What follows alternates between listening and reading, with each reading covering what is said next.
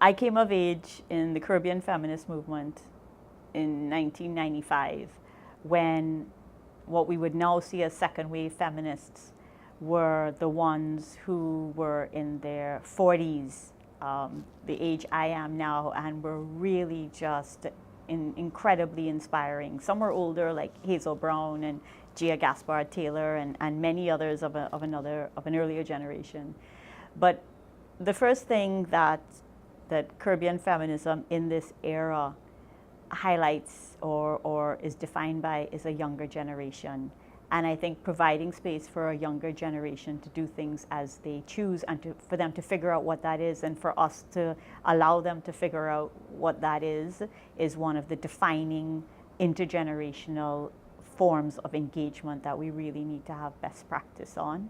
And the second thing is that I think the work at this time is, on the one hand, far more politically fearless, because so much ground has been cleared that most people don't even appreciate. And yet at the same time, it's so much more personal. So people are so much involved in personal politics as opposed to like the big global struggles out there. And I think we have to find ways of better connecting the two.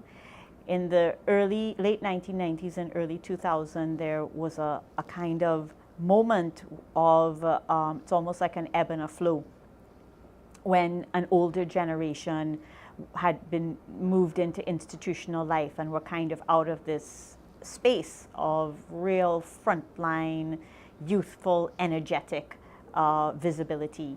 And some wondered, not me, but some wondered, you know, if this was the demise of Caribbean feminism. And what we see now is, in fact, it's not. There are so many Caribbean feminist bloggers. There are so many Caribbean feminist women who are managing websites and Facebook groups, and who are organizing petitions, and who are combining their work on and offline into ways that really show them to be exercising an incredible amount of leadership.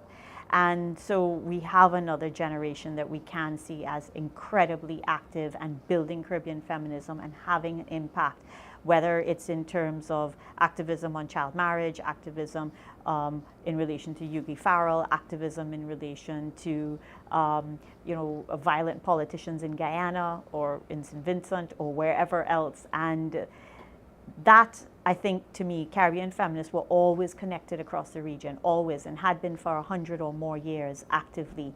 But the interconnection between young feminists, or this generation of feminists across the region, the intimacy of the interconnection because of Facebook and social media, is really a wonder.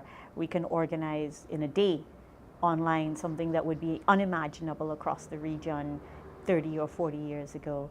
And so that, you know, the kind of fearlessness, the kind of personal investment, the younger generation, the intimacy across the region and indeed transnationally, and I think a real